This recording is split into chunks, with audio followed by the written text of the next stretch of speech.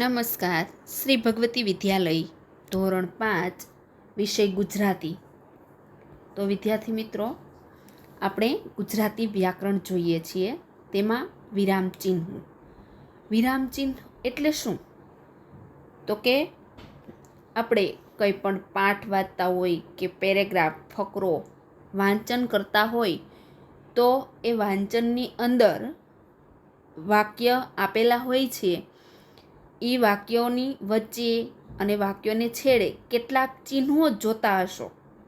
આ ચિહ્નોને શું કહેવાય? તો કે આ ચિહ્નોને વિરામ ચિહ્નો કહેવાય છે. તો વિદ્યાર્થી મિત્રો, આપણે ધોરણ 5માં કયા કયા વિરામ ચિહ્નો ગુજરાતીમાં આવવાના છે તેના વિશે આપણે માહિતી લેશું. તો ધોરણ 5માં આપણે 5મા ધોરણમાં 4 વિરામ ચિહ્નો વિશેની માહિતી આપણે મેળવવાની છે. કે અહીંયા ધોરણ 5માં તમારે 4 વિરામ ચિહ્નોનો જ ઉપયોગ વિશે જાણવાનું છે. તો એમાં જોઈએ,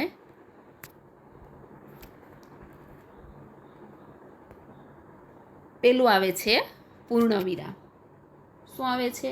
પૂર્ણ વિરામ. તો પૂર્ણ વિરામ એ કેવું ચિહ્ન હોય છે? તો કે ખાલી ટપકું. અહીંયા આપણને ચિહ્નો પણ બતાવેલા છે. બીજું છે અલ્પવિરામ. અલ્પવિરામ એટલે આમ કરીને આમ એવું અલ્પવિરામ. પછી ઉદ્ગાર ચિહ્ન. તો આવું આપણે ઘણીવાર જોયેલું હશે. કંઈ પણ ફકરો કે પાઠ વાંચીએ ત્યારે. તો એને શું કહેવાય? તો કે ઉદ્ગાર ચિહ્ન. પ્રશ્ન ચિહ્ન. આને શું કહેવાય? તો કે પ્રશ્નાર્થ ચિહ્ન. આપણે કોઈ પ્રશ્ન હોય અને એમના છેડે એટલે કે છેલ્લે આવું પ્રશ્નાર્થ ચિહ્ન મૂકેલું હોય છે. તો હવે વિદ્યાર્થી મિત્રો, આપણે જોઈએ કે આમની જરૂર શા માટે છે. આ ચિહ્ન ન મૂકીએ તો ન ચાલે. આમની શું જરૂર છે? તો તેના વિશે જોઈએ કે શા માટે વિરામ ચિહ્નોની જરૂર છે. વિરામ ચિહ્નોની જરૂર એટલા માટે છે કે વિરામ ચિહ્નોથી વાક્ય વાંચતા ફાવે. જેમ કે આપણને અહીંયા એક વાક્ય આપેલું છે. આપણને ચિહ્નો મૂકેલા હોય તો વાંચતા ફાવે. અહીંયા ભાનુ, મનુ, કનુ, રાજુ અને જીતુ મેળામાં ગયા એવું આપણને ખબર પડે. જો કંઈ ચિહ્ન મૂકેલું ન હોય અને એમનેમ જ લખેલું હોય તો આપણે ભા, નમુ, નકુ, ક, નુરા, જુ, એવી રીતે આપણે વાંચીએ તો આપણને આ વાક્ય શું કહેવા માગે છે તેમની ખબર પડતી નથી. એટલા માટે અહીંયા એક નામ પછી અહીંયા કેવું ચિહ્ન મૂકેલું છે? તો કે અલ્પવિરામ મૂકેલો છે. અહીંયા નામ પછી નામમાં અલ્પવિરામ મૂકેલા છે. એટલે આપણને વાક્ય વાંચતા ફાવે એટલા માટે ચિહ્નની જરૂર છે. હવે વિરામ ચિહ્નોથી વાક્યનો અર્થ સ્પષ્ટ થાય છે. જેમ કે જો પેલું એક તો કે વિરામ ચિહ્નોથી વાંચવાનું ફાવે, આપણને વાક્ય છે એ વ્યવસ્થિત વંચાયા. અને બીજું કે એનો અર્થ સ્પષ્ટ થાય. જો વિરામ ચિહ્નો મૂકેલા હોય તો એનો અર્થ છે એ આપણને સ્પષ્ટ થાય છે. અહીંયા વાક્ય આપેલું છે કે અમને ઓછી શિષ્યવૃત્તિ મળવાની છે. આ બે ટપકા છે એને અવતરણ ચિહ્ન કહેવાય. અને આ છે ટપકું અહીંયા કરેલું છે તો એને શું કહેવાય? તો કે એને પૂર્ણ વિરામ. તો આપણને અહીંયા વાક્ય આપ્યું કે અમને ઓછી શિષ્યવૃત્તિ મળવાની છે.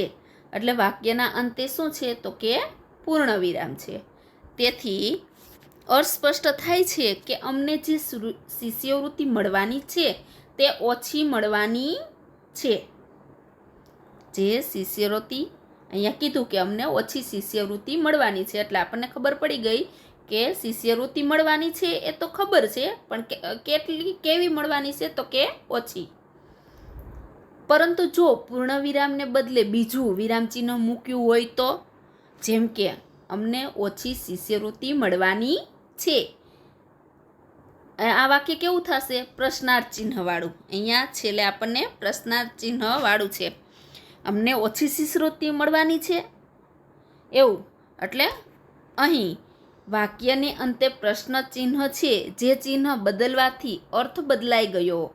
હવે અર્થ થશે, શું થશે કે શિષ્યવૃત્તિ અમને નથી મળવાની, બીજા કોઈને મળવાની છે, એવો એનો અર્થ થાય. તો આ વિરામ ચિહ્નની જરૂર આપને જે વાક્ય લખેલું છે તેનો અર્થ સ્પષ્ટ થાય છે. હવે ઉદ્ગાર ચિહ્નથી આપણા મનમાં ભાવો, આશ્ચર્ય, ગુસ્સો, તિરસ્કાર વગેરે દર્શાવાય છે. જેમ કે અહીંયા ઉદ્ગાર ચિહ્ન આ વાક્ય આપણને આપેલું છે, કેવું સુંદર દ્રશ્ય છે. એટલે દ્રશ્ય છે એમ નહીં, પણ કેવું સુંદર દ્રશ્ય. આપણને આ વાક્ય વાંચીએ એટલે આશ્ચર્ય થાય છે. હવે બીજું વાક્ય છે, જા જા તને શાનું ઇનામ મળે? લુચ્ચા, ઠંગારા. તો આ કેવું વાક્ય છે? તો કે તિરસ્કારનું. એના પછીનું છે, રાજન ધિકાર છે તને. આ કેવું વાક્ય છે? તો કે ગુસ્સાવાળું. તો આ ઉદ્ગાર ચિહ્ન મૂકેલું હોય તો આપણને વાક્ય શું દર્શાવે છે તેવો આપણને ખબર પડે, આશ્ચર્ય, ગુસ્સાવાળું કે તિરસ્કારવાળું. તો એટલા માટે આ વાક્યની અંદર ઉદ્ગાર ચિહ્ન મૂકવામાં આવે છે. હવે જોઈએ અહીંયા પૂર્ણ વિરામ. પૂર્ણ વિરામમાં જોઈએ તો ટપકું,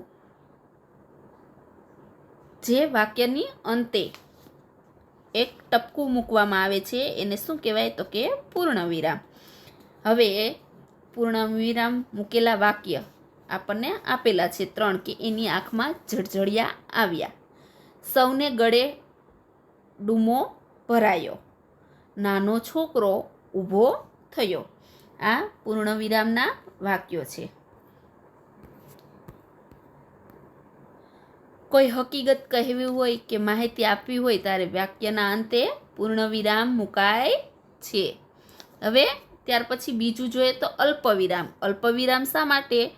તો કે 2 કે તેથી વધુ નામને જ્યારે જુદા પાડવા હોય ત્યારે અલ્પવિરામ મુકાય છે. વળી સંબોધન કરતી વખતે પણ અલ્પવિરામ મુકાય છે. હવે અહીંયા આપણને વાક્ય આપેલું છે કે અમે બજારમાંથી ચા, ખાંડ ને ગોળ અને મસાલા ખરીદ્યા. તો અહીંયા આપણને એમ કીધું ને, 2 કે તેથી વધુ નામને જ્યારે જુદા પાડવા હોય ત્યારે અલ્પવિરામ મુકાય છે. આ ચા, ખાંડ અને ગોળ એ ત્રણેયને અલગ પાડવા માટે અહીંયા વચ્ચે અલ્પવિરામ મૂકેલો છે. હવે પરીક્ષા વખતે બીજું વાક્ય છે, પરીક્ષા વખતે પેન, પેન્સિલ અને રબર લઈને જ શાળામાં આવવું. છેલ્લા નામ અને થી જોડાયેલું હોવાથી ત્યાં અલ્પવિરામ મુકાય નહીં. હવે બધાની વચ્ચે આપણે અને ન મૂકી શકીએ. પેન અને પેન્સિલ અને રબર, તો કેવું વાક્ય થશે? તો કે એ વાક્ય છે એ બહુ લાંબુ થઈ જશે અને બંધ બેસતું ન લાગે. અને આપણે કેટલી વાર આવે એટલે એ વાક્ય છે એ વધારે લાંબુ થાય. તો ખાલી કોઈ 2 થી વધારે નામ હોય એને જુદા પાડવા માટે વચ્ચે અલ્પવિરામ મૂકી દઈએ એટલે વાક્ય પણ નાનું થઈ જાય અને વાંચવામાં પણ સરળતા પડે. ઈલા ઊભી થા. તો ઈલા ઊભી થા. તો અહીંયા આપણને એમ કીધું ને કે વળી સંબોધન કરતી વખતે કોઈનું સંબોધન કરવું હોય તો પણ અલ્પવિરામ મુકાય છે. ગુરુજી પ્રણામ. અહીંયા ગુરુજી પ્રણામ, આપણે સંબોધન કર્યું ગુરુજીને, તો તેના માટે પણ અલ્પવિરામ મુકાય છે. હવે ઉદ્ગાર ચિહ્ન. ઉદ્ગાર ચિહ્ન શા માટે?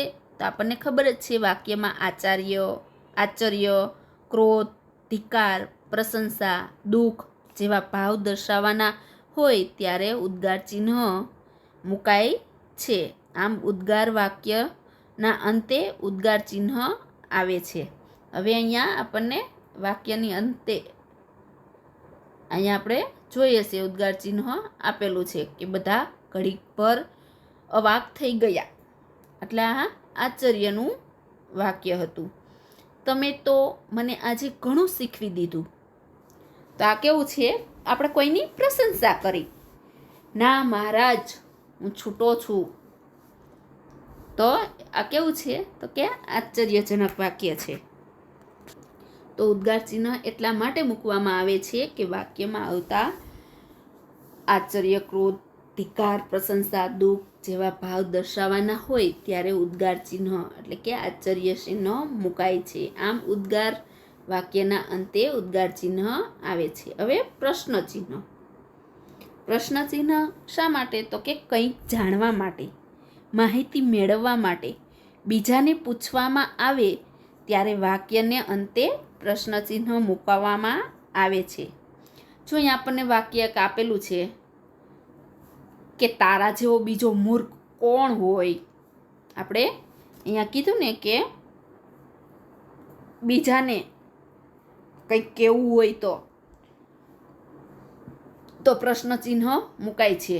અને કોઈને પૂછવું હોય તો, બીજાને કંઈ પૂછવું હોય તો બીજું વાક્ય છે તમે જમી લીધું? પૂછવા માટે પણ પ્રશ્નાચિહ્નનો ઉપયોગ થાય છે.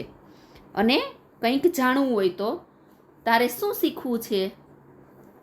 એના માટે આપણે કંઈક જાણવા માટે, કોઈના પાસેથી માહિતી મેળવવી હોય અને બીજાને કંઈ પૂછવું હોય ત્યારે વાક્યના અંતે પ્રશ્ન ચિહ્ન મુકાય છે.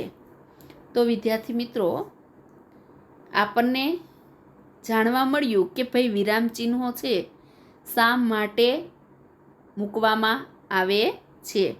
અને આપણે વિરામ ચિહ્નો જોયા કે ભાઈ આપણે અહીંયા ધોરણ 5માં પૂર્ણ વિરામ, ઉદ્ગાર ચિહ્ન, અલ્પ વિરામ ને પ્રશ્ન ચિહ્નો એટલા ચિહ્નોની ખાલી ચિહ્નો છે એનો ઉપયોગ કરીશું. અને આપણા પાઠમાં પણ એનો જ ઉપયોગ થાય છે. તો વિદ્યાર્થી મિત્રો, કે વિરામ ચિહ્નોની શા માટે જરૂર છે? તો આપણને ખબર છે કે ભાઈ વિરામ ચિહ્નોથી વાક્ય છે એ વાંચતા ફાવે એટલા માટે, અને વિરામ ચિહ્નોથી વાક્યનો અર્થ છે એ સ્પષ્ટ થાય. અને વિરામ ચિહ્નથી વાક્ય ઉદ્ગાર ચિહ્ન મૂકેલું હોય તો આપણને ખબર પડે કે ભાઈ અહીંયા કેવો ભાવ વ્યક્ત કરેલો છે. અને પ્રશ્નાર્થ ચિહ્નથી આપણને જાણવા મળે છે કે ભાઈ કંઈક જાણવા માટે, માહિતી મેળવવા માટે કે બીજાને કંઈ પૂછવામાં આવે ત્યારે વાક્યના અંતે પ્રશ્ન ચિહ્ન મુકાય છે. તો વિદ્યાર્થી મિત્રો, આપણે અહીં અટકશું.